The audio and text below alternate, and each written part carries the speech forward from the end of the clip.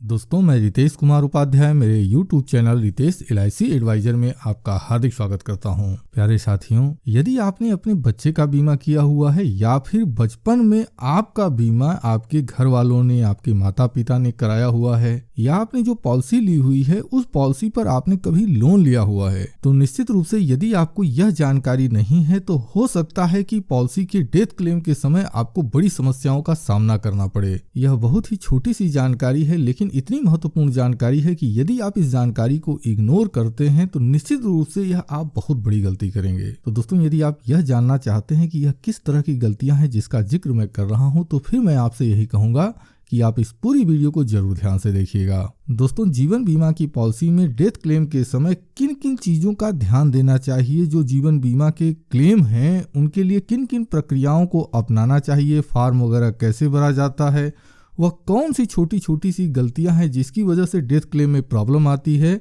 यह सारी जानकारी देने के लिए यह एक सीरीज चल रही है और यह जो वीडियो आप देख रहे हैं इस सीरीज का तीसरा पार्ट है। तो मैं आपसे यही कहूंगा कि यदि आपके पास जीवन बीमा की कोई पॉलिसी है तो आप इस पूरी सीरीज को जरूर देख लें, यह आपके लिए बहुत ज्यादा उपयोगी है। तो दोस्तों, चलिए अब आपके विशेष समय को नष्ट न करते हुए सीधे हम चलते हैं अपने मूल विषय पर। दोस्तों, एक्चुअली होता क्या है कि जब हम किसी बच्चे की पॉलिसी लेते हैं तो उसमें नॉमिनी का कहीं ऑप्शन अगर आप देखे होंगे तो नॉमिनी का ऑप्शन नहीं आता है। वास्तव में होता यह है कि जब तक बच्चा 18 साल की आयु पूरी नहीं करता है, उसका गार्जियन जो होता है, या यूं कहूं कि जो व्यक्ति प्रीमियम जमा कर रहा है वही व्यक्ति उसका नॉमिनी होता है। लेकिन जैसे ही उस बच्चे की आयु 18 साल या उससे ऊपर हो जाती है, उस पॉलिसी में नॉमिनी बनाना बहुत जरूरी होता है। लेकिन अक्सर ऐसा देखा गया है कि ये कम जानकारी या नहीं जानकारी होने के कारण और बीमा अभिकर्ता भी इस ओर ध्यान नहीं देता है, जिसके कारण बच्चों की पॉलिसियों में इस तरह की समस्याएं देखने को मिलती हैं।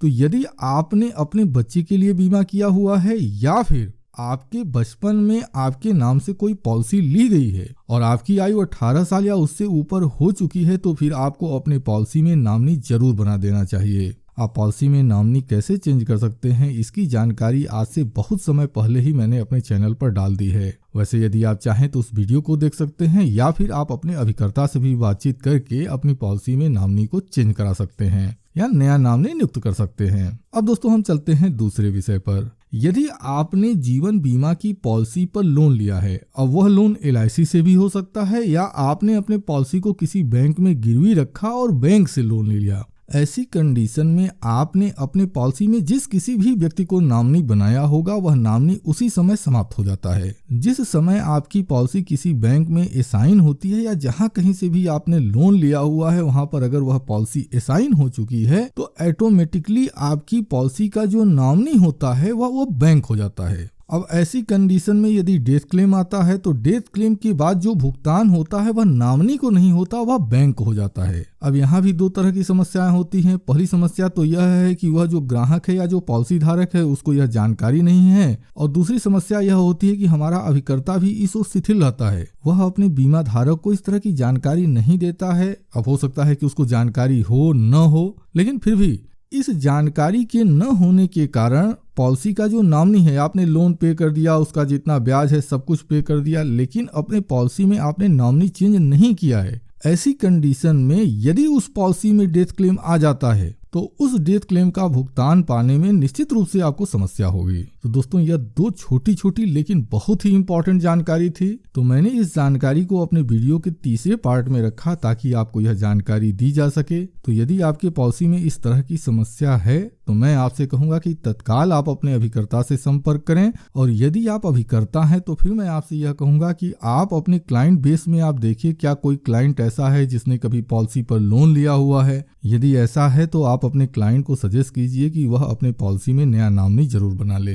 दोस्तों, डेथ क्लेम के संबंध में जो अगली वीडियो में पोस्ट करने जा रहा हूं वह बहुत ही इंपॉर्टेंट जानकारी है। उस वीडियो में हम डिस्कस करेंगे कि LIC की पॉलिसी के डेथ क्लेम के समय कौन कौन से दस्तावेज की जरूरत होती है, और उस वीडियो में हम डिस्कस करेंगे कि ऐसी कौन कौन सी कमियां होती हैं जिसके कारण कि डेथ क्लेम का पेमेंट पाने में क्लाइंट को काफी समस्याओं का सामना करना पड़ता है। और अगली वीडियो में कुछ छोटी छोटी बातों पर भी मैं डिस्कस करना चाहूंगा जिसके कारण कि क्लेम रिजेक्ट तक हो जाता है, और इस चीज का ध्यान बीमा करते समय एक अभिकर्ता को जरूर रखना चाहिए। तो दोस्तों, यदि आप इस तरह की जानकारी को मिस नहीं करना चाहते हैं तो फिर मैं आपसे यह कहूंगा कि आप हमारे YouTube channel Ritesh LIC advisor को जरूर सब्सक्राइब कर लें, और यदि आपने पहले से सब्सक्राइब कर रखा है तो उसके लिए बहुत बहुत धन्यवाद। यदि आपको हमारी वीडियो अच्छी लगी है तो फिर मैं आपसे यह कहूंगा कि इस वीडियो के नीचे जो लाइक की बटन बनी है उसको क्लिक कर दें, और साथ में यदि आपको कोई कंफ्यूजन है तो वीडियो के कमेंट सेक्शन में कमेंट के जरिए आप अपने प्रश्न हमसे निसंकोच पूछ सकते हैं। और यदि आपको लगता है कि यह जानकारी आपके दोस्तों को, आपके मित्रों के लिए फायदेमंद साबित हो सकती है